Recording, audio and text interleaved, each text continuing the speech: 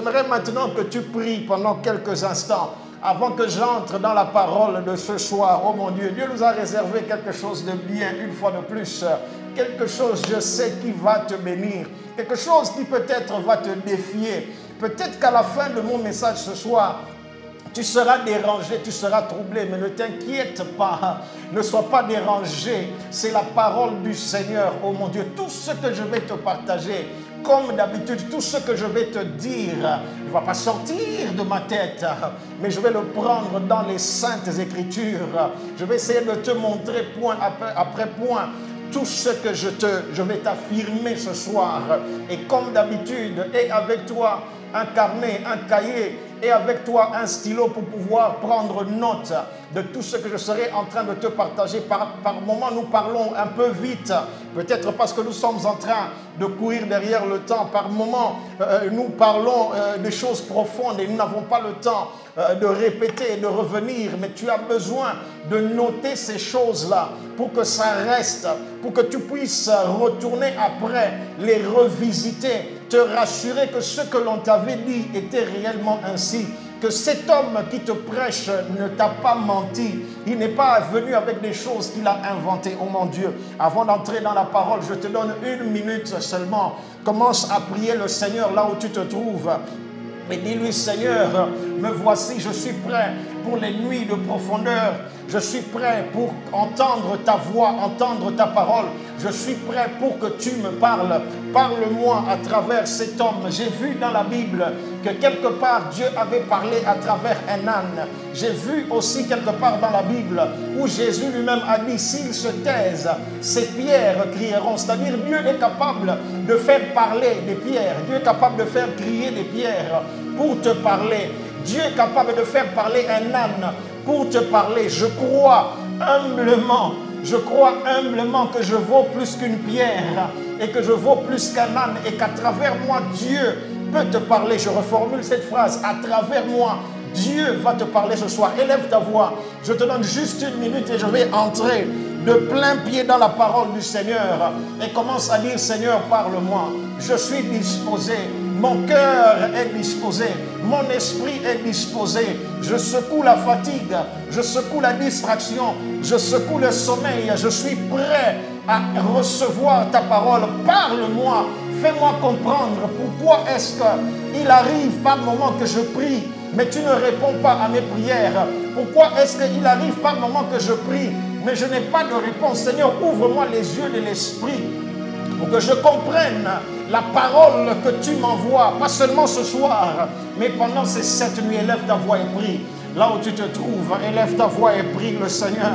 Dis-lui, Seigneur, parle-moi ce soir. Seigneur, parle-moi ce soir. Je suis resté éveillé jusqu'à cette heure pour que tu puisses me parler, parce que j'ai tant de questions par rapport à ma vie de prière qui n'ont pas de réponse. Je prie concernant certaines choses depuis un bon moment. Ça fait des semaines, ça fait des mois, ça fait peut-être des années que je suis en train de prier par rapport à des sujets ou à un sujet en particulier, mais je ne vois pas de réponse. La réponse ne vient toujours pas. Et ce soir, je suis là, je suis connecté, je suis en ligne. Je ne suis pas seulement connecté par Internet, mais je connecte aussi mon esprit à ce qui sera dit ce soir pour écouter la réponse, oh mon Dieu, la première des réponses que tu as en réserve pour moi pendant cette semaine. Prie le Seigneur. Prie le Seigneur, demande-lui de te parler. Prie le Seigneur, demande-lui de te parler. Demande-lui de te parler ce soir. Qu'il te parle spécifiquement. Que dans tous les mots qui seront dits ce soir, qu'il y ait une parole qui te concerne. Que dans tous les mots qui seront dits ce soir, qu'il y ait une parole spécifique pour toi. Une parole qui va frapper ton cœur comme un tonnerre. Une parole qui va faire boum dans ton esprit. Et tu sauras que ça c'est Dieu qui est en train de me parler. Ça c'est Dieu qui est en train de me répondre. Prie. Et je vais commencer mon message ce soir. Oh mon Dieu. Mande regata la bayande regete. Zebra dagata la bayanda baragata. Mano soprodia. Rabasanta la baya. Eh, Mazata la baya neregete. Manoso prodia baragata la baya. Prie le Seigneur là où tu te trouves. Oh mon Dieu, je sens la présence du Seigneur dans cet endroit. Je sais que tu peux le ressentir aussi là où tu te trouves. Si seulement tu es sensible, si seulement tu ne te laisses pas distraire, je sens la présence du Seigneur. Il est là. Il est là. Il a dit là où 2 ou 3 sont réunis, sont rassemblés en mon nom. Je suis là au milieu de vous. Nous sommes plus de 2, nous sommes plus de 3 et nous sommes rassemblés au nom du Seigneur par voie d'internet, par voie de réseaux sociaux. Mais Jésus est là. Il est là pour te toucher. Il est là pour te visiter. Il est là pour te parler, oh mon Dieu. Ressens sa présence là où tu te trouves. Retalabayane. Mando soprodi. Rabasatalabaya. Kalamamamanda baragatalaya. E mama manda baragata la bayande. Zekete le beregata. E luba manda baragata la bayanda. Manda baradelegete. Zoteke baragata la bayanda. Alléluia. Gloire à toi Jésus. Gloire à toi Jésus. Gloire à toi Jésus. Gloire à toi Jésus. Alléluia. Alléluia. Alléluia. Oh mon Dieu. Oh mon Dieu. Alléluia. Alors, sans tarder ce soir, oh mon Dieu, allons tout droit dans la parole du Seigneur. Allons tout droit dans la parole du Seigneur. Nous sommes en train de parler à partir de ce soir et toutes les nuits, toute cette semaine. Nous sommes en train d'essayer de répondre à une question qui est de savoir pourquoi Dieu ne répond pas à mes prières. Et c'est ça que nous voulons commencer à explorer. C'est ça que nous voulons commencer à exploiter. C'est autour de cela que nous voulons commencer à creuser à partir de ce soir. Commencer à te proposer, à te suggérer des pistes de réponse pour savoir pourquoi est-ce que Dieu ne répond pas à mes prières. À qui est-ce que je dédie l'enseignement de cette semaine, tous les enseignements de cette semaine? À qui est-ce que je dédie cet enseignement? Qui sont les personnes que je cible par cet enseignement? À qui est-ce que je suis venu parler pendant toute cette semaine? La première catégorie de personnes auxquelles je suis venu parler pendant cette semaine, ce sont ces personnes qui ne reçoivent pas d'exaucement, de réponse à leur prière de façon générale.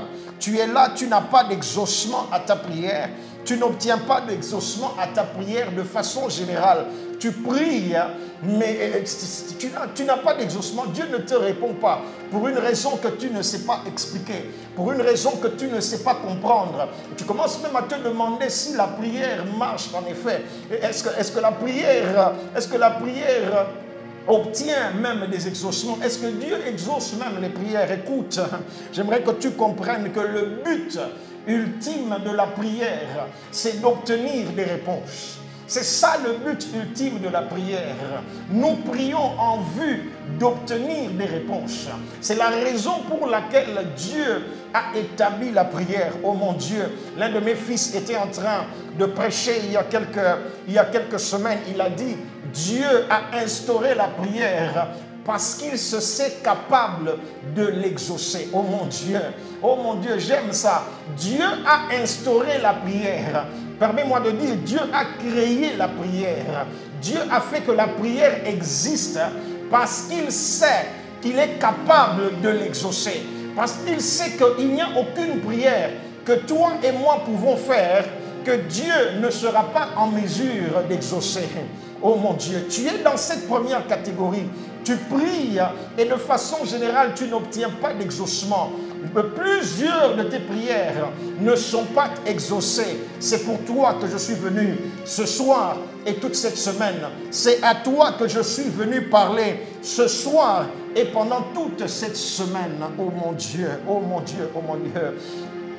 Et comprends que Dieu a pour passion d'exaucer ta prière. Dieu ne stocke pas nos prières. Dieu n'accumule pas les dossiers de nos prières sur sa table. Non, son travail, son rôle, son but ultime, c'est celui d'exaucer chacune de nos prières. Voilà la raison pour laquelle il y a des versets comme Jérémie chapitre 33, le verset 3 qui dit « Invoque-moi ». Jérémie 33, verset 3. « Invoque-moi et je te répondrai ». C'est Dieu qui parle. Il ne dit pas « Invoque-moi et je verrai si je serai en mesure de te répondre. Je verrai si je suis capable de te répondre. Je verrai si j'ai les ressources pour te répondre. » Non, il dit clairement « Invoque-moi et je te répondrai ». Il n'y a pas d'ambiguïté, il n'y a pas d'hésitation lorsqu'il dit cela. Oh mon Dieu, il dit « Je t'annoncerai des grandes choses, des choses cachées que tu ne connais pas ». Psaume 65, le verset 3, il dit « Oh toi qui écoutes la prière, écoute frère, nous sommes venus auprès d'un Dieu qui écoute la prière. » Il dit « Oh toi qui écoutes la prière, tous les hommes viendront à toi. » Dieu est un Dieu qui écoute la prière. Et permets-moi de te dire ce soir, Dieu est un Dieu qui exauce les prières. Oh toi qui écoutes la prière, tous les hommes viendront à toi. Oh je prie pour toi qui est en train de me suivre ce soir alors que je continue avec mon message. Que Dieu t'exauce, que Dieu écoute ta prière pendant cette semaine. Toutes les prières que tu vas lui adresser tout au long de cette semaine, que Dieu écoute et que Dieu exauce tes prières au nom qui est au-dessus de tout autre nom, le puissant et le glorieux nom de Jésus. Psaume chapitre 34, le verset 7, dans la version français courant, la Bible dit « Voilà un pauvre qui a crié au secours. » Oh mon Dieu, est-ce qu'il y a quelqu'un ici ce soir qui est en train de crier au secours au Seigneur par rapport à une situation qui le dépasse? Tu es dans une certaine angoisse, tu es dans une certaine détresse. Il dit, voilà un pauvre qui a crié au secours. Le Seigneur l'a entendu et l'a sauvé de tout ce qui l'angoissait. Oh mon Dieu. Le but ultime de la prière, je suis en train de te donner ces écritures pour établir le fait que le but ultime de la prière, c'est d'obtenir des exaucements. Oh mon Dieu. Le même psaume chapitre 34, le verset 7, dans la version Osterwald de cette fois-ci, il dit « Cet affligé a crié et l'Éternel l'a exaucé. » Oh mon Dieu. Est-ce que tu es affligé ce soir? Que l'Éternel t'exauce, que Dieu t'exauce, qu'il te retire de ton affliction, qu'il te délivre de tout ce qui t'afflige, au nom qui est au-dessus de tout autre nom, le puissant et le glorieux nom de Jésus. Qu'est-ce que je suis en train de dire? Le premier groupe de personnes auxquelles je dédie mes enseignements de cette semaine, ce sont ces gens qui n'obtiennent pas d'exaucement à leur prière de façon générale. Tu pries, tu commences même à te lasser de prier. Tu commences même à te dire à quoi bon prier parce que je prie mais Dieu n'exauce jamais mes prières. C'est pour toi, encore une fois, que je suis venu cette semaine et c'est à toi que je suis venu parler. Quel est le deuxième groupe de personnes auxquelles je dédie mes enseignements de cette semaine? Quel est le deuxième groupe? Le deuxième groupe de personnes, ce sont ces gens qui ont échoué de percer dans la prière concernant un sujet en particulier. Écoute, il y a une nuance de différence entre ce que j'ai dit en premier et ce que je suis en train de dire maintenant. Le deuxième groupe de gens, ce sont des gens qui ont plutôt de la réussite dans la prière. Ce sont des gens qui obtiennent l'exaucement à leur prière de façon générale, sans aucun problème.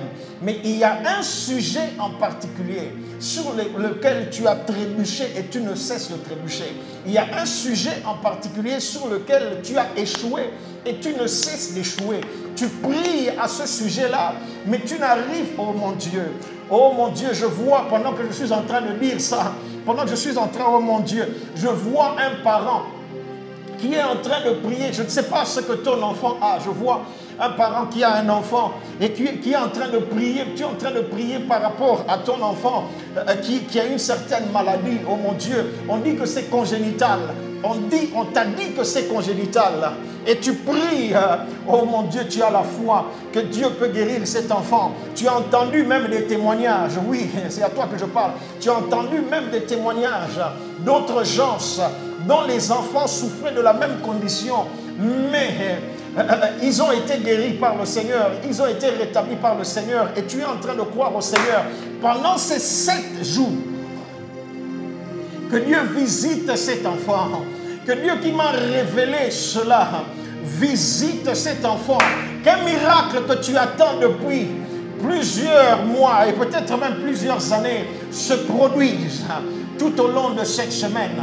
Pendant ces 7 jours, reçois cela. Si cette parole est pour toi, reçois cela. Cette parole concerne ton enfant. Reçois cela au nom puissant et glorieux de Jésus. Je rentre à ce que j'étais en train de dire. À qui est-ce que je dédie mes enseignements de cette semaine? Le deuxième groupe, la deuxième catégorie de personnes à qui je dédie l'enseignement de cette semaine, ce sont des gens qui ont échoué par rapport à un sujet en particulier.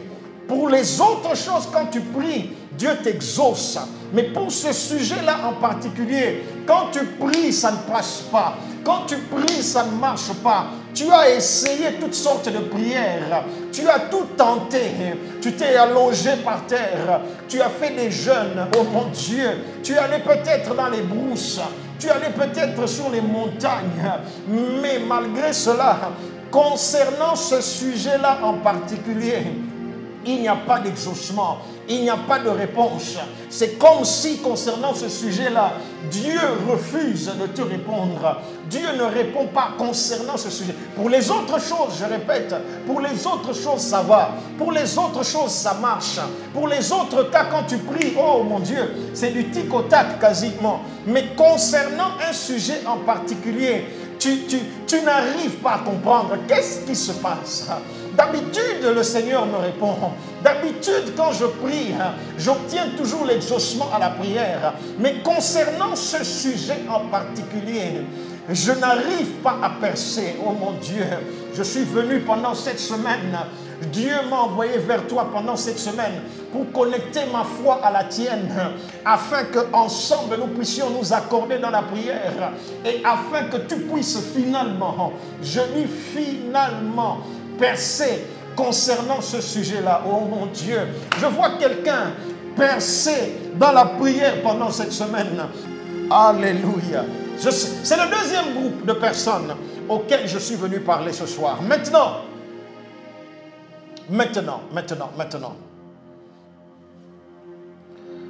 entrons dans le vif du sujet pour ce soir. J'aimerais commencer à te lire un texte, celui qui sera mon texte de base pour ce soir, et grâce auquel je vais arriver à te présenter la première raison qui peut faire que Dieu ne réponde pas à tes prières. Je suis dans l'évangile selon saint Marc, le chapitre 14. Je vais lire du verset 32 jusqu'au verset 41. Marc, chapitre 14, verset 32 à 41. La Bible dit, ils allèrent ensuite dans un lieu appelé Gethsémane. Oh mon Dieu. Et Jésus dit à ses disciples, asseyez-vous ici pendant que je prierai. Oh mon Dieu. Oh mon Dieu, c'est Jésus lui-même qui parle. C'est de Jésus qu'il s'agit ici. Oh mon Dieu, je n'ai pas voulu commencer avec un autre personnage biblique. J'ai voulu commencer avec notre Seigneur et notre Sauveur Jésus-Christ lui-même. Et te montrer, oh je suis en train de brûler des étapes, te montrer que même lui, à un moment, a fait une prière et Dieu ne l'a pas exaucée. Oh mon Dieu, ça choque quelqu'un, ça dérange quelqu'un, ce que je viens de dire. Que Jésus, à un moment, a prié et Dieu n'a pas répondu à sa prière. Oh, attends d'abord, ne panique pas. Laisse-moi avancer et tu vas comprendre. Je reprends ma lecture. Ils allèrent ensuite dans un lieu appelé Gethsémane. Et Jésus dit à ses disciples, asseyez-vous ici pendant que je prierai. C'est de Jésus qu'il s'agit. Je prierai. Verset 33, il prit avec lui Pierre, Jacques et Jean. Et il commença à éprouver de la frayeur et des angoisses. Il leur dit, mon âme est triste jusqu'à la mort. Restez ici et veillez. Puis, ayant fait quelques pas en avant, il se jeta contre terre. Oh mon Dieu. De la même manière que peut-être toi qui es en train de me suivre ce soir, tu t'es aussi jeté à terre. Tu as dit, je quitte un peu le confort de mon lit. de mon lit, de mon matelas orthopédique. Je quitte un peu le confort de mon matelas. Je vais dormir par terre. Je vais dormir sur une natte, ou je vais dormir à même le sol. Jésus, notre Seigneur et notre Sauveur, il se jeta par terre et pria, oh mon Dieu, et pria que s'il était possible, cette heure s'éloigna de lui. Il disait, Abba Père, oh mon Dieu, toutes choses te sont possibles. C'est Jésus qui prie. Il dit, Abba Père, toutes choses te sont possibles. Tu peux tout faire. Je sais que rien n'était impossible. Il dit, éloigne de moi cette coupe. Toutefois, non pas ce que je veux, mais ce que tu veux. Il vint vers les disciples, verset 37, il trouva endormi et il dit à Pierre, Simon, tu dors, tu n'as pu veiller 1 heure. Veillez et priez afin que vous ne tombiez pas en tentation. L'esprit est bien disposé, mais la chair est faible. Verset 39, il s'éloigna de nouveau et fit la même prière. Oh mon Dieu! Il s'éloigna de nouveau et fit la même prière. Il revint et les trouva encore endormis, car leurs yeux étaient appesantis. Ils ne surent que lui répondre. Verset 41, il revint pour la 3e fois. Jésus est en train de prier par rapport à un sujet qui le tient tellement à cœur qu'il dit, mon âme est triste à la mort. Il se jette même par terre, c'est te montrer à quel point ce sujet a une grande importance pour lui, à quel point ce sujet le tenait à cœur. Il se jette même à terre. Il dit, Abba Père, je sais que tout est possible avec toi. Je sais que tu peux tout faire. S'il est possible, éloigne de moi cette coupe. Que je n'ai pas à descendre à Jérusalem.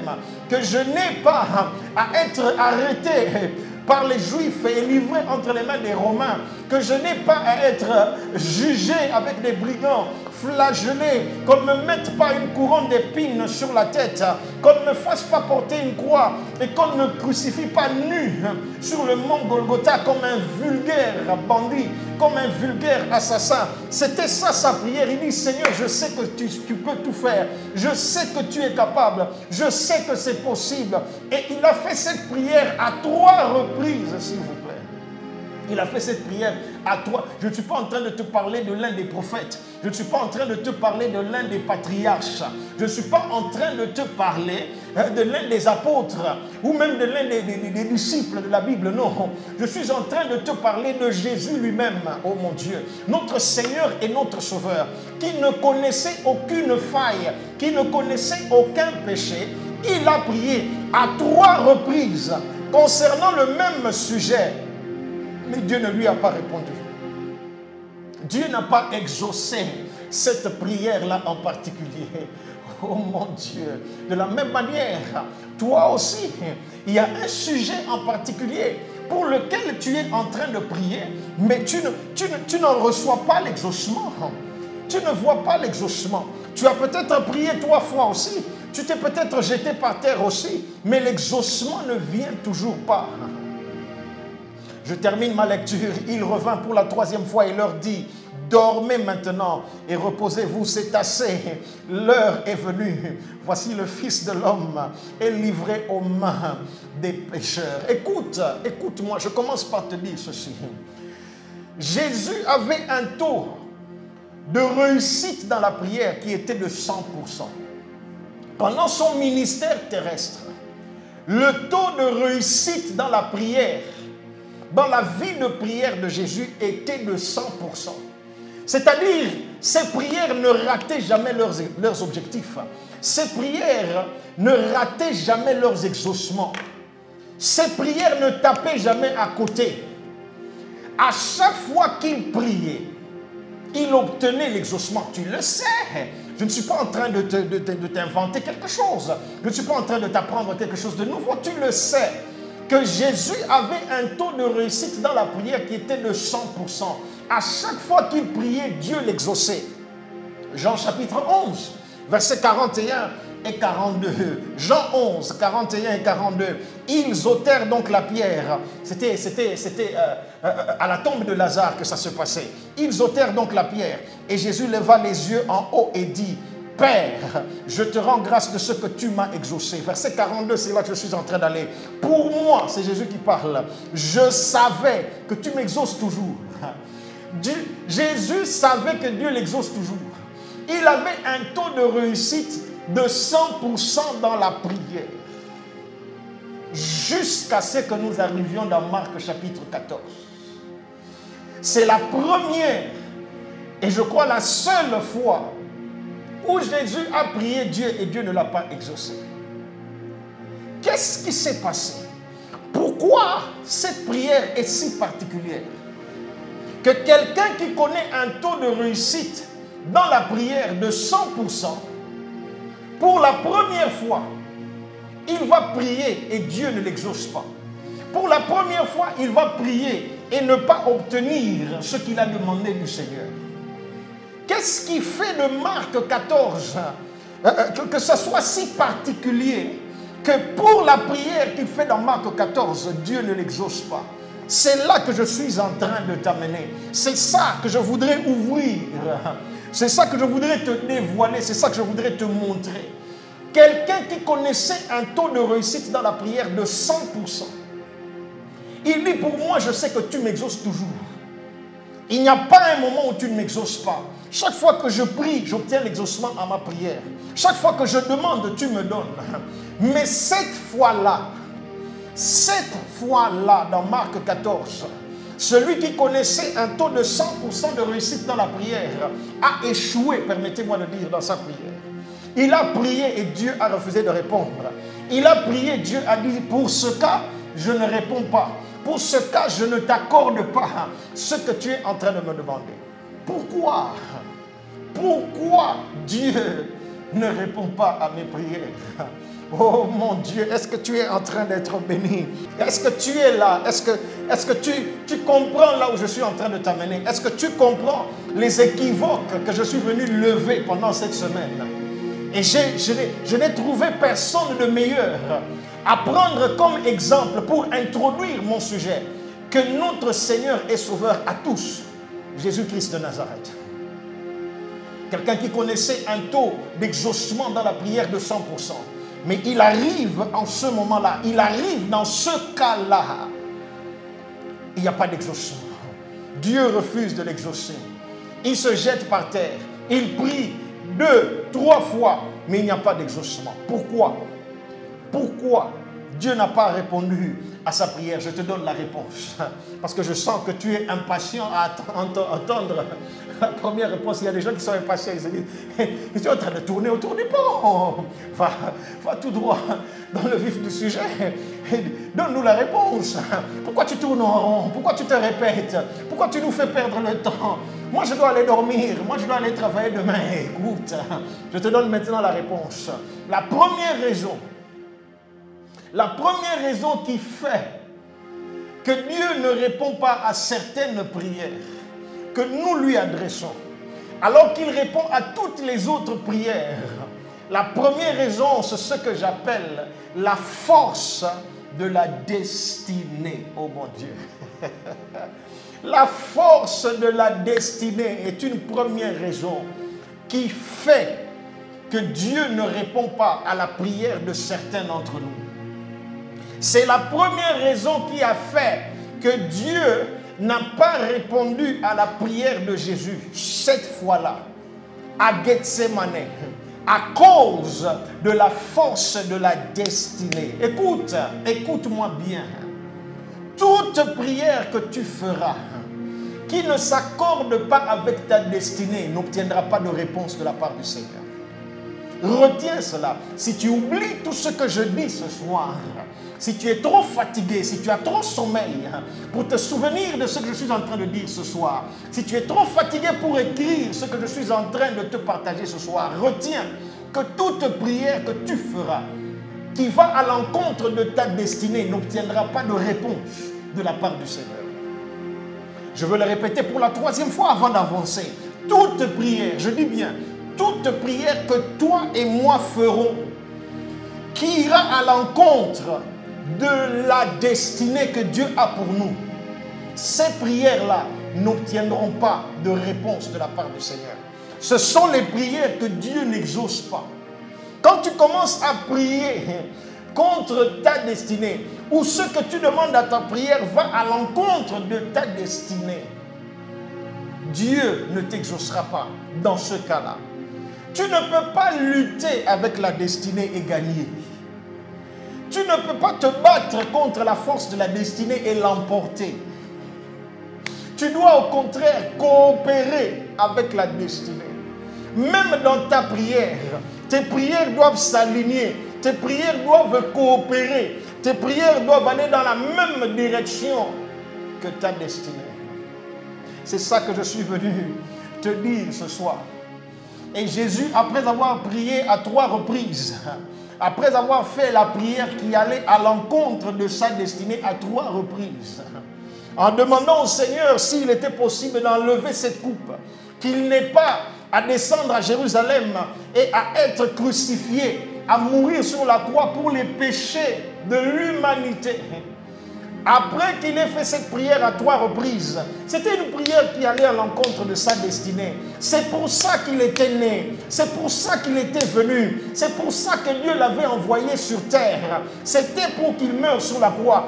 Dieu n'a pas envoyé Jésus sur terre pour ressusciter les morts. Il n'a pas envoyé pour guérir les malades. Il n'a pas envoyé pour changer l'eau en vin. Il n'a pas envoyé pour purifier les lépreux. Dieu a envoyé Jésus sur terre avec pour objectif de mourir sur la croix pour les péchés du monde. C'était ça sa destinée.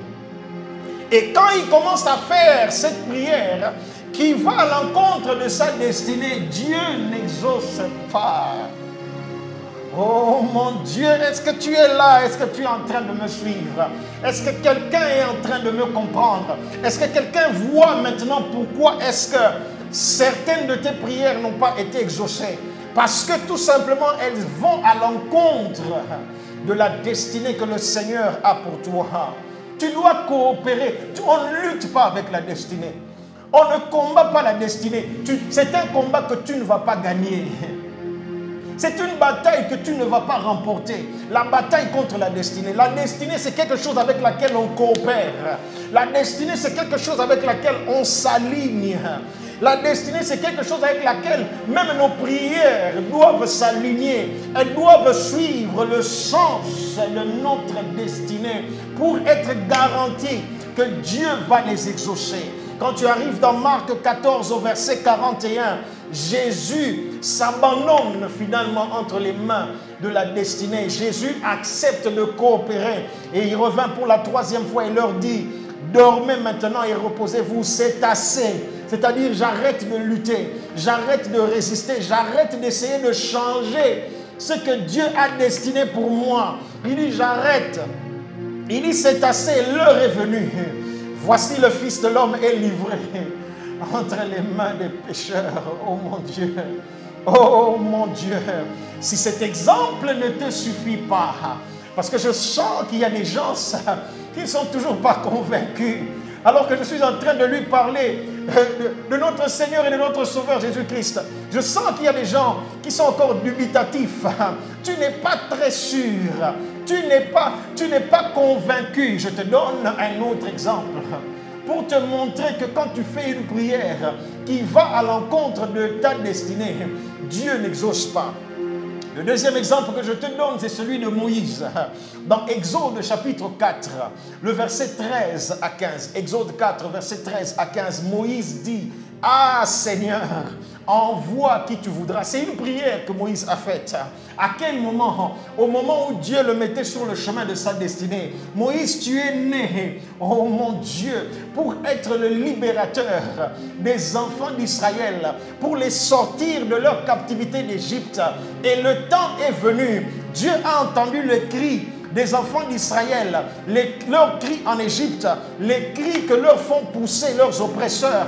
Et Dieu est descendu, il est venu, il a dit: voici le moment maintenant où Moïse, tu dois entrer dans ta destinée de libérateur et que tu dois aller pour aller libérer ce peuple, le faire sortir de l'Égypte, Dieu a commencé à lui montrer ce qu'il doit faire. Dieu a commencé même à l'équiper, à lui donner les outils. Va avec ce bâton avec lequel tu feras des signes et des prodiges. Oh mon Dieu, il lui dit, prends de l'eau, verse-la par terre, l'eau s'est changée en sang, mets ta main sur ton sein, et ses mains se sont changées, elles sont devenues lépreuses. Dieu a commencé à l'équiper même par rapport à sa destinée. Et Moïse fait cette prière au verset 13. Moïse commence à soulever des objections. Je ne sais pas parler, je ne suis pas quelqu'un d'éloquent, il ne faut pas me croire, je suis recherché pour avoir tué quelqu'un. Oh mon Dieu! Il dit, ah Seigneur, envoie qui tu voudras. C'est-à-dire, je ne veux pas, je te prie de me laisser de cette affaire. Retire mon nom de cette affaire. Fais sortir mon nom de cette affaire. C'est ça la prière que Moïse fait. Et Dieu n'exauce pas cette prière. Alors la colère, la Bible dit, verset 14, la colère de l'Éternel s'enflamma contre Moïse. Et il dit, n'y a-t-il pas ton frère Aaron, le Lévite? Je sais qu'il parlera facilement. Le voici lui-même qui vient au-devant de toi. Et quand il te verra, il se réjouira dans son cœur. Tu lui parleras et tu mettras les paroles dans sa bouche. Et moi je serai avec ta bouche et avec sa bouche. Et je vous enseignerai ce que vous aurez à faire. Dieu refuse d'exaucer la prière de Moïse selon laquelle Dieu devait le laisser tranquille et envoyer quelqu'un d'autre. C'est le deuxième exemple que je te donne. Je te donne un autre exemple avant de passer à autre chose. Oh mon Dieu, je te donne l'exemple de Samuel. Samuel est ce prophète, oh mon Dieu, qui a introduit le concept de la royauté en Israël. Samuel est celui par qui Dieu a établi le premier roi d'Israël en la personne du roi Saül. Et il était comme son parrain, il était comme son mentor, il était son coach dans la royauté, jusqu'à ce que Saül a commencé à commettre des gaffes. Saül a commencé à commettre des gaffes à répétition, à telle enseigne que Dieu décide de changer les choses, de retirer la royauté d'entre les mains de Saül et de la confier entre les mains de David et de sa descendance. Dieu change les choses. Dieu a une autre destinée. Oh mon Dieu, quant à ce qui concerne la royauté en Israël. Maintenant, quand tu lis 1 Samuel chapitre 15, le verset 35, la Bible dit, Samuel n'alla plus voir Saül jusqu'au jour de sa mort. Car Samuel pleurait sur Saül, parce que l'Éternel se repentait d'avoir établi Saül roi d'Israël. Samuel a commencé à pleurer, il a commencé à regretter. Permettez-moi de dire, Samuel a commencé à prier par rapport à Saül, pour que Saül continue à être roi, pour que Saül reste sur le trône, pour que la royauté reste entre les mains de Saül. Mais c'est une prière que Dieu a refusé d'exaucer. Quand tu arrives au chapitre 16, le premier verset, chapitre 16, premier verset de 1 Samuel, il dit, l'Éternel dit à Samuel, quand cesseras-tu de pleurer sur Saül? Je l'ai rejeté afin qu'il ne règne plus sur Israël. C'est-à-dire, le plan a changé, le projet a changé, la destinée a changé. Je l'ai rejeté, il n'est plus dans le plan. Le plan a changé, il est tout autre. Quand cesseras-tu de pleurer sur Saül? Quand cesseras-tu de prier par rapport à cette histoire? Samuel, c'est quelque chose que j'ai déjà refusé. C'est un programme qui a déjà été changé. De la même manière, il y a certaines personnes qui m'écoutent ce soir. Tu continues à prier, à insister sur quelque chose que Dieu a déjà rejeté. Quelque chose pour laquelle Dieu t'a déjà dit non. Mais tu es en train d'insister. Tu penses que par ton insistance, tu vas réussir à changer la pensée de Dieu. Tu vas réussir à changer le plan de Dieu. Que dis-je? Tu penses qu'avec ton insistance, tu penses qu'avec tes pleurs, comme Samuel, tu vas réussir à changer la destinée que Dieu a déjà tracée. Non, non, non, non. Non, mon frère, non, ma soeur, ça ne peut pas se faire. Ça ne peut pas se faire. Quand Dieu a déjà tracé un chemin, tes prières doivent s'aligner. Elles ne doivent pas aller à l'encontre. Sinon, ce sera des prières auxquelles Dieu ne va pas répondre. Oh mon Dieu. Je commence à aller pour clôturer. Et nous allons prier. Quelqu'un est en train de poser la question de savoir, c'est quoi la destinée? Tu me parles de la force de la destinée, mais c'est quoi? Je vais te proposer 3 définitions, 3 réponses. Après quoi, je serai prêt à clôturer. Nous serons prêts à prier et à partir pour ce soir. Oh mon Dieu, à nous donner rendez-vous pour demain. C'est quoi? Quand je te parle de la force de la destinée, quand je te parle de ta destinée, de quoi est-ce que je suis en train de parler? À quoi est-ce que je suis en train de faire allusion? Premièrement, comprends que le mot destinée a la même racine que le mot destination. Je ne sais pas si tu as déjà remarqué ça. Le mot destiné a la même racine que le mot destination. Et il fait allusion à l'endroit ou à la direction où quelque chose ou quelqu'un est en train d'aller. Lorsqu'on parle de ta destinée, on fait allusion à l'endroit où tu es en train d'aller, où ta vie est en train d'aller, le chemin par lequel ta vie est en train de passer, la destination finale où Dieu veut t'amener. Je t'ai dit il y a quelques instants que la destinée de Jésus, c'était de mourir à la croix. C'était ça sa destinée. Ce n'est pas la destinée de tout le monde de mourir à la croix, mais c'était sa destinée. Et parce que ça faisait partie de sa destinée, quand il a commencé à prier pour que Dieu enlève cette coupe-là, Dieu ne pouvait pas l'exaucer. Ta destinée, c'est ta destination sur terre. Ta vie est en train d'aller quelque part. Il y a une destination que Dieu a prévue pour ta vie, ici sur terre. Cette destinée-là est quelque chose qui est décidé par Dieu. C'est Dieu qui décide notre destinée. La tienne comme la mienne. C'est Dieu qui en décide, ce n'est pas nous qui en décidons. Ce n'est pas nous qui choisissons notre destinée, non. C'est Dieu qui l'a choisi pour nous. Jérémie, chapitre 1er, le verset 5, c'est un passage que tu connais très bien.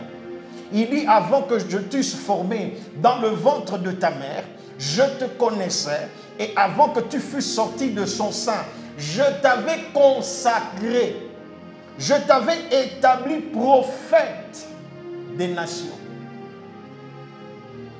C'est-à-dire, j'avais déjà tracé un chemin pour toi. Il y avait déjà une destinée pour toi, il y avait déjà une destination. Il y avait déjà un endroit où je te voyais aller. Toi, tu devais finir prophète des nations.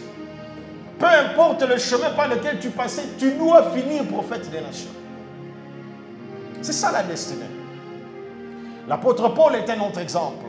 Dans Galates chapitre 1er, le verset 15. Galates chapitre 1er, verset 15. Mais lorsqu'il plut à celui qui m'avait mis à part, dès le sein de ma mère, et qui m'a appelé par sa grâce, Paul reconnaît qu'il y a une destinée sur lui, qu'il a été mis à part dès le sein de sa mère. Il y a des choses, oh mon Dieu, il y a un chemin, un cheminement que sa vie devait suivre. Que coûte, il devait devenir apôtre du Christ auprès des nations païennes. C'est ça la destinée. L'endroit où quelqu'un ou quelque chose est en train d'aller. L'endroit où quelqu'un ou quelque chose est envoyé. Écoute, tu n'es pas venu sur terre par toi-même. Dieu t'a envoyé sur terre. C'est Dieu qui t'a envoyé sur terre. Et il t'a envoyé sur terre, pas pour être comme un touriste, à tout faire, à aller partout, à toucher à tout. Non. Il y a certaines choses, il y a certains endroits, il y a un chemin qu'il a prévu que tu passes. C'est ça ta destinée. La deuxième définition que je te propose, alors que nous sommes en train d'aller pour clôturer ce soir, la destinée inclut les choses que tu dois faire. J'insiste sur devoir. Les choses que tu dois faire ici sur terre. Les choses que tu dois accomplir sur terre. Le chemin par lequel tu dois passer sur terre.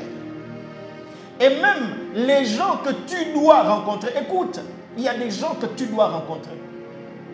Tu dois, pendant ta vie ici sur terre, Dieu l'a prévu comme ça. Tu dois rencontrer certaines personnes.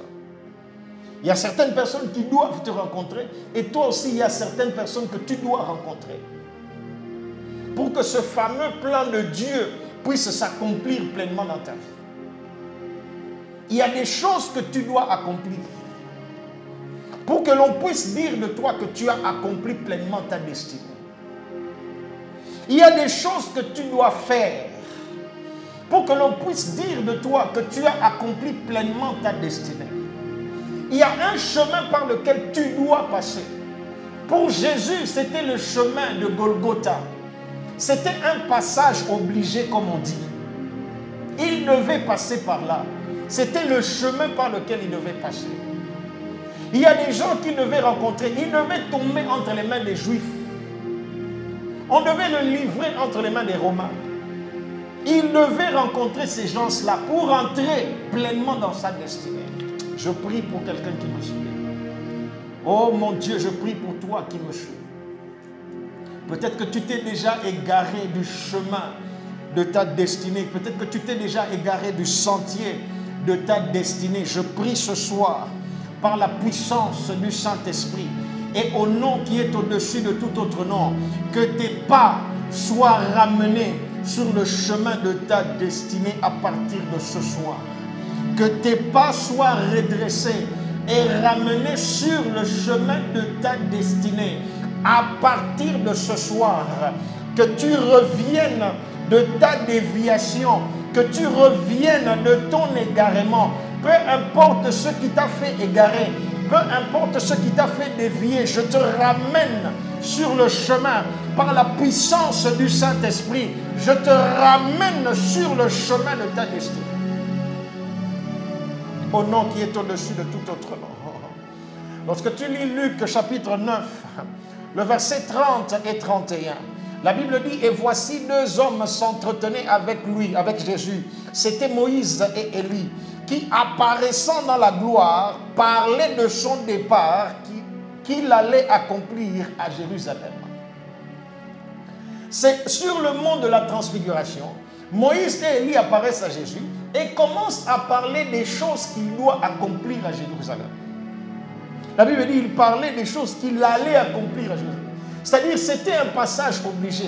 Et c'est ça la destinée de quelqu'un. Il y a des choses que tu es appelé à accomplir pendant ton séjour sur terre. Personne d'autre n'accomplira ces choses-là. C'est toi qui es appelé à accomplir ces choses. Il y a un chemin par lequel tu es appelé à passer. Ton chemin n'est pas nécessairement mon chemin. Et mon chemin n'est pas nécessairement ton chemin. Nous avons tous des destinées différentes. Mais le plus important, c'est que chacun d'entre nous reste sur le chemin de sa destinée. Le plus important, c'est que chacun d'entre nous accomplisse les choses qui sont prévues qu'il accomplisse dans sa destinée.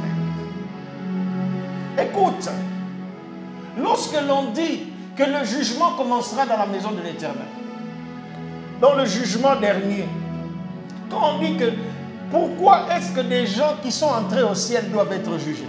Est-ce que tu t'es déjà posé cette question? Pourquoi ne pas réserver le jugement seulement à ceux qui iront en enfer? Pourquoi ceux qui sont entrés au ciel? Sur quelle base ceux qui sont entrés au ciel, ceux qui seront entrés au ciel, devront être jugés? Ils seront jugés sur la base de leur destinée, de leur capacité à avoir accompli leur destinée. De quelle manière est-ce qu'ils ont accompli leur destinée? Écoute, c'est après que Jésus ait accompli sa destinée qu'il a été élevé au ciel et qu'il s'est assis à la droite du Père. Il a été intronisé. Ça a été sa récompense pour avoir accompli correctement sa destinée. Et ce sera le même processus pour chacun d'entre nous. Notre intronisation, notre récompense au ciel sera fonction de la manière avec laquelle nous aurons accompli notre destinée sur terre. Écoute, ne blague pas avec ta destinée. Caché derrière ta destinée, il y a des récompenses que toi et moi allons recevoir au ciel. Il y a des récompenses. Il y a des récompenses. Matthieu chapitre 1er, le verset 21. Elle enfantera un fils et tu lui donneras le nom de Jésus. C'est lui qui sauvera son peuple de ses péchés. Sa destinée, le chemin par lequel il devait passer, ce qu'il devait accomplir, c'était sauver le peuple de ses péchés. C'est ça que je suis en train de te dire. Ta destinée, secondement, ce sont les choses que tu es appelé à accomplir, les choses que tu es appelé à faire, le chemin par lequel tu es appelé à passer, et même les gens que tu es appelé à rencontrer, les gens que tu es appelé à impacter, à influencer, font partie de ta destinée. Alléluia. Je ne sais pas. Je prie le Seigneur. S'il y a parmi les gens qui me suivent ce soir, il y a des gens dans ma destinée que je suis appelé à impacter et à influencer. Recevez cet impact ce soir. Recevez cette grâce ce soir de ma part. Au nom qui est au-dessus de tout autre nom. Le puissant et le glorieux nom de Jésus. Je te donne le troisième et dernier point. Et nous serons prêts à prier pour ce soir. C'est quoi encore ta destinée? Troisièmement, ta destinée, c'est l'ensemble des prophéties qui ont été faites à ton sujet. Écoute, les définitions que je suis en train de te donner ce soir, je ne les ai pas tirées d'un livre, je ne les ai pas tirées d'un dictionnaire, je ne les ai pas tirées du message de je ne sais qui. Tu ne les retrouveras nulle part ailleurs. Mais ce sont les choses que le Seigneur m'a inspiré à partager avec toi.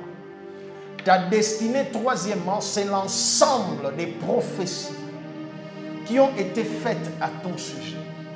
Frère, quelles sont les prophéties qui ont été faites à ton sujet? Ma sœur, quelles sont les prophéties qui ont été faites à ton sujet? L'ensemble de ces prophéties-là constitue ce qu'on appelle ta destinée. C'est ça. Chacun d'entre nous a au moins une prophétie qui a été faite à son sujet. Chacun d'entre nous a au moins une parole qui a été dite à son sujet. Ces paroles-là, ces prophéties-là constituent ce qu'on appelle notre destinée. Pour revenir à Jésus dont nous sommes en train de parler ce soir, il avait déjà été prophétisé à son sujet la manière dont il allait vivre la passion, la manière dont il allait souffrir et la manière dont il serait crucifié. Ésaïe chapitre 53, le verset 3 à 5. Il dit mépriser et abandonner des hommes. Ça avait déjà été prophétisé des centaines d'années avant qu'il ne vienne. Qu'à un moment, il serait méprisé, il serait abandonné par ses propres disciples. C'est ça qui s'est produit. C'était prophétisé déjà. Ça faisait partie de sa destinée. Homme de douleur et habitué à la souffrance, semblable à celui dont on détourne le visage. Nous l'avons dédaigné. Nous n'avons fait de lui aucun cas. Cependant, verset 4, ce sont nos souffrances qu'il a portées. Il était déjà prophétisé à son sujet qu'il devait souffrir à notre place. Il dit, c'est de nos douleurs qu'il s'est chargé. Il était déjà prophétisé qu'il devait porter nos douleurs. Et nous l'avons considéré comme puni, frappé de Dieu et humilié. Mais il était blessé pour nos péchés. Ça avait déjà été prophétisé. Brisé pour nos iniquités. Ça avait déjà été prophétisé. Le châtiment qui nous donne la paix est tombé sur lui. Ça avait déjà été prophétisé que ce châtiment-là, par lequel nous serions sauvés, par lequel nous aurions la rédemption, ce châtiment-là devait tomber sur lui à la croix. Tes prophéties constituent ta destinée. Voilà la raison pour laquelle j'ai dit, on ne prie pas contre la destinée. Ce sont des prières que Dieu n'exaucera pas. Tu ne peux pas prier contre ta prophétie. Tu ne peux pas prier contre ce qui a été prophétisé sur toi. Tu ne peux prier que pour l'accomplissement de ce qui a été prophétisé pour toi. Luc chapitre 24, alors que je suis en train de clôturer pour ce soir, le verset 25 à 27. Jésus rencontre les disciples sur le chemin d'Emmaüs et il commence à se plaindre de la manière dont il pensait que ce Jésus de Nazareth serait le sauveur, serait le Messie. Mais comment est-ce qu'il a été arrêté? Comment est-ce qu'il a été crucifié? Et que ça faisait 3 jours qu'il était mort. Et maintenant, ils avaient perdu tout espoir. Jésus, verset 25, alors Jésus leur dit, hommes sans intelligence et dont le cœur est lent à croire tout ce qu'ont dit les prophètes. Il parlait de lui-même. Il dit, votre cœur est lent à croire tout ce qu'ont dit les prophètes à mon sujet. Votre cœur est lent à croire tout ce qui faisait partie de ma destinée. Les prophètes l'avaient déjà annoncé. Il dit au verset 26, ne fallait-il pas que le Christ souffrit ces choses? Les prophètes l'avaient déjà annoncé. qu'il fallait que le Christ souffre ces choses. Ça faisait partie de la destinée. C'est là que je m'arrête pour ce soir. J'espère que tu as été béni par ce que tu as entendu ce soir. Je termine avec ce conseil pour te dire, il est important, chrétien, chrétienne, enfant de Dieu, il est important pour toi de connaître ta destinée. De connaître quelles sont les prophéties qui ont été faites à ton sujet. De connaître quelles sont les choses que tu as été envoyé sur terre pour accomplir. Quels sont les chemins par lesquels tu dois passer pendant ton trajet sur terre. De savoir quelles sont les choses auxquelles Dieu t'a destiné. De savoir pourquoi est-ce que Dieu t'a envoyé sur terre. Pourquoi est-ce que tu es là? Tu n'es pas là juste pour remplir la terre. Tu n'es pas là juste pour exister. Tu n'es pas là juste pour être passé sur terre et pour avoir vécu. Non. Il y a des choses que Dieu t'a envoyées sur terre en vue de les accomplir, en vue de les réaliser. Et tu dois les connaître. Il est important pour toi de les connaître. De quelle manière? C'est simple. Tu dois demander à Dieu. Tu dois demander à Dieu. C'est lui ton créateur. C'est lui notre créateur. Il nous connaît mieux que nous-mêmes. C'est lui, permettez-moi de dire, notre manufacturier. C'est lui qui nous a fabriqués, permettez-moi de dire. Il a le mode d'emploi. Il a tous les détails. Il sait à quel usage est-ce qu'il nous a réservé.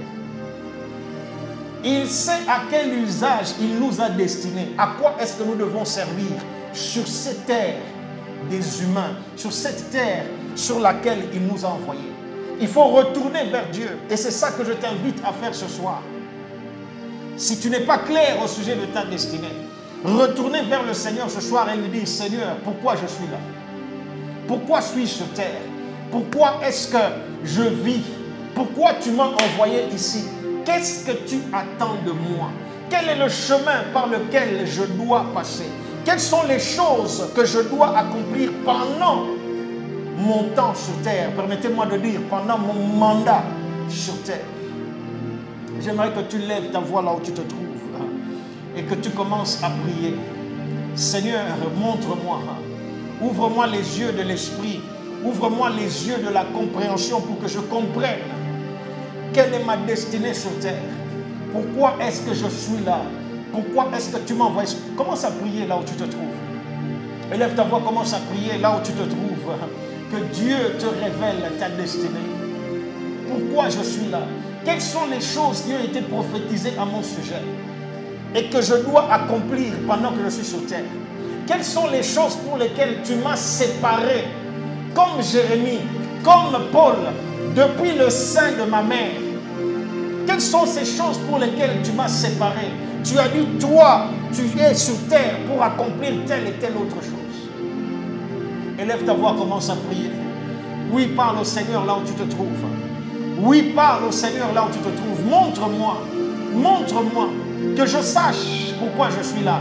Que je sache à quoi est-ce que tu m'as destiné. Que je sache mon but sur terre. Que je sache les choses que je suis supposé accomplir. Que je sache quel est mon mandat sur la terre. Élève ta voix, parle au Seigneur. Yes, parle au Seigneur là où tu te trouves. Prie avec moi là où tu te trouves. Dis-lui, Seigneur, c'est toi qui m'as créé. Seigneur, c'est toi qui m'as envoyé ici. Seigneur, c'est toi qui me maintiens en vie. Seigneur, tu me connais mieux que moi-même. Tu sais pourquoi est-ce que je suis là. Tu sais pourquoi je vis. Tu sais pourquoi je suis sur terre. Montre-moi, révèle-moi. Tu as dit, invoque-moi, je te répondrai. Je te montrerai, je te révélerai des choses cachées que tu ne connais pas. Seigneur, révèle-moi cette destinée que je ne connais pas. Révèle-moi ces choses cachées à mon propre sujet que j'ignore. Ces choses cachées à mon propre sujet que je ne connais pas. Révèle-moi ces choses. Je veux entrer dans ma destinée. Je ne veux plus marcher en marge de ma destinée. Je ne veux plus marcher loin du chemin de ma destinée. Je veux revenir sur le droit chemin. Je veux marcher Oh mon Dieu, sur le droit chemin. Parle au Seigneur. Il est le Dieu qui révèle les choses cachées. Il est le Dieu qui révèle les secrets. Il est le Dieu qui révèle la destinée de chacun d'entre nous. Oh mon Dieu, tu n'es pas un accident sur terre. Tu n'es pas sur terre par hasard. Dieu a un but pour toi. Dieu a un chemin tout tracé pour toi. Un chemin par lequel tu dois passer.